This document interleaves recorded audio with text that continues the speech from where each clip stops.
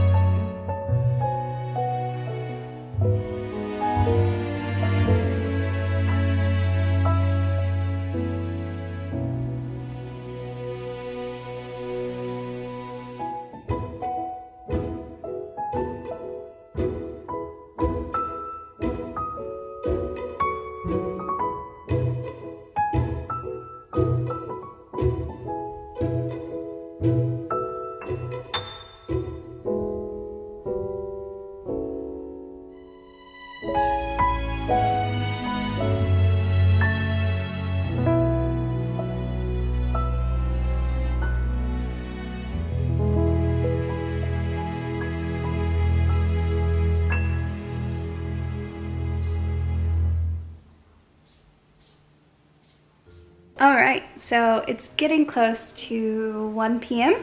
and I am at page 125 and I'm loving it, you guys. This book is so good so far. It's amazing.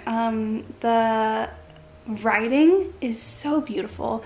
I love the way that Owens describes the natural world, and then also the character development is so thorough. Like, I feel deeply attached to Kaya, and I just so admire her relationship with the world around her, and she's so strong for having gone through what she's gone through and making a home in the marshes. There is a budding romance and it's so sweet. However, there's still so much more of the book left, and they're still so young at this point, so I know that it probably can't last, and I'm not looking forward to that ending because it's been so sweet.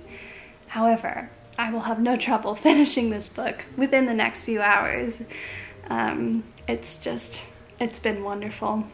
I am feeling pretty tired, so I think that I'm gonna take a break. And as I said before, the writing in this book is so amazing. I love how she paints nature, and it just makes me want to go outside and explore my backyard and just have a deeper look at all the specimens there and see what I can find, because Kaya is such a talented observer, naturalist, scientist. I'm not sure what you would call her. She's only a child, but she just has a way of really observing and seeing the beauty of nature. So it is raining still, but I live in Portland, Oregon, where it always rains, so that does not deter me. I'm gonna go ahead and layer up.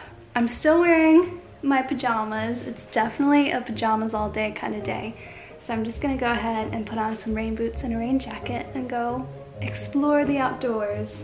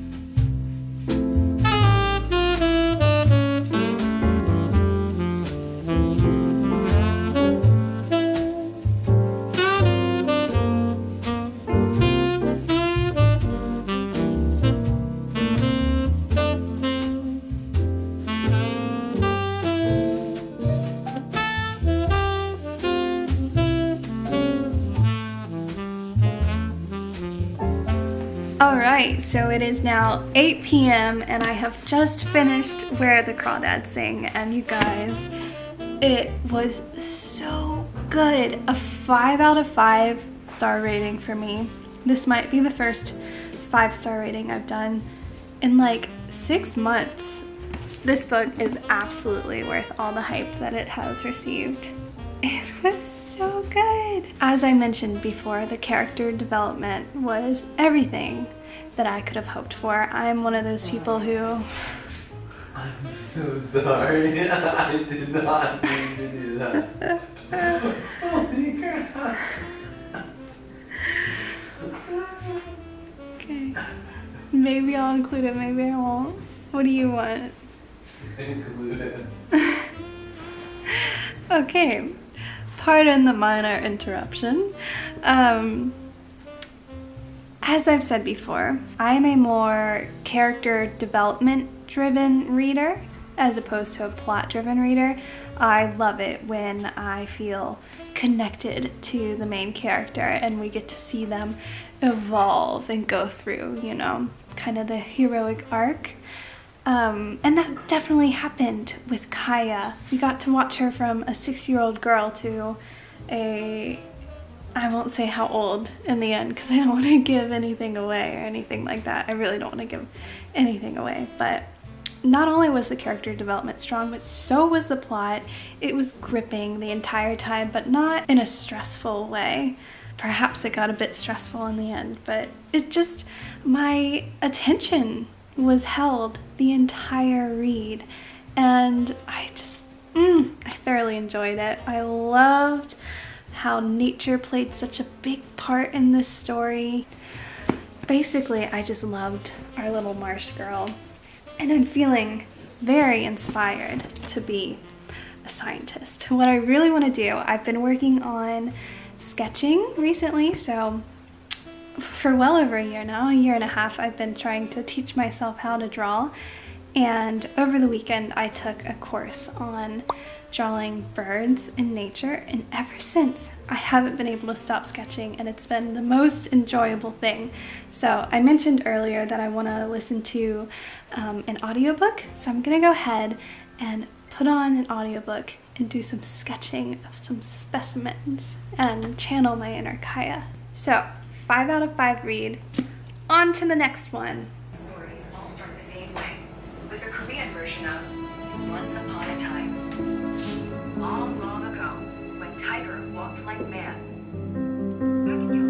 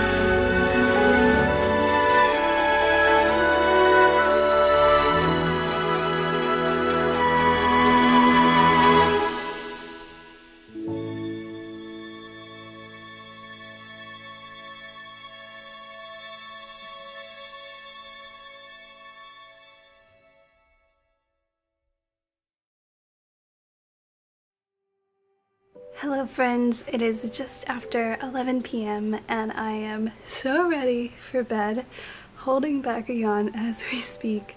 I really enjoyed listening to When You Trap a Tiger as I was sketching. It's been fun to learn a new folklore of a different culture, and I definitely think that it helps that this is a children's story, because oftentimes like mythology and ancient stories, folklore can be really hard to understand, or at least that's been my experience. It's like written in older languages or older styles of your language. So it's been so intriguing listening to a story rooted in Korean folklore that's also intertwined with modern day. I didn't get to Mary Poppins, but that's okay. I think Where the Crawdads Sing is nearly 400 pages, so I'm happy with having finished that today and then gotten as far as I did with my audiobook. I think I'm approaching halfway with the audiobook, so I'm really happy with that. Also, if you have read Where the Crawdads Sing and really enjoyed it and have not read Educated by, I think her name is Tara Moore, you'll really, I think that you would really enjoy that story. It's actually non-fiction. It has a 5-star rating from me. I highly recommend it. And another fiction story that I think you'd like if you liked Where the Crawdads Sing, or vice versa, is The Giver of Stars. I forget who it's by, but I read that about 2 years ago, and the stories are very similar. However, The Giver of Stars is more, it's not as good as Where the Crawdads Sing. It's, I don't want to say lighthearted, but it's not as rich with detail, but it is a really good story, and it's something that I flew through, so I recommend that if you liked Where the Crawdads Sing. I think that's about it. I am going to go to bed, but I did want to say thank you so much for being here. If this is maybe your second or third or more than that video of mine that you're watching and you haven't subscribed, I would really appreciate it if you subscribed. As always, I really appreciate all the thumbs up and comments you guys leave me. It is my favorite thing, reading through everyone's comments every Friday. They make me so happy. So thank you. Also, I do have a Patreon, and if you're curious about Patreon, I've linked mine in the description down below, and I am so close to 500 patrons. I think I have 492 at the moment, and it would be amazing to reach 500 by the end of March. So if you'd like to learn more about Patreon, feel free to click on the link in the description of this video and check it out. I upload video every week to my Patreon that's not uploaded to YouTube. I also have printables, recipes, video lessons, read with me's, podcasts, a book club. It's like a whole plethora of creativity, and we have a really amazing community there. So if you're interested, check it out.